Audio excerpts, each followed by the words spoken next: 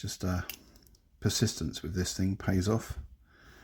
Extremely light tension, and just got to work the discs in turn using the upper and lower channels, not the sides, because there's a danger of bricking the lock if you do that.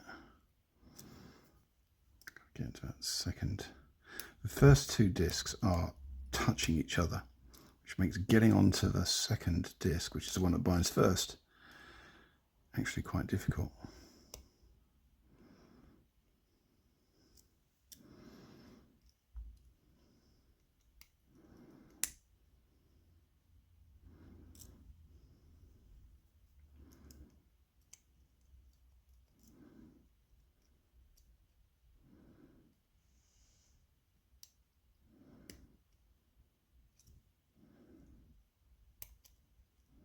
Right, first, second just feels okay.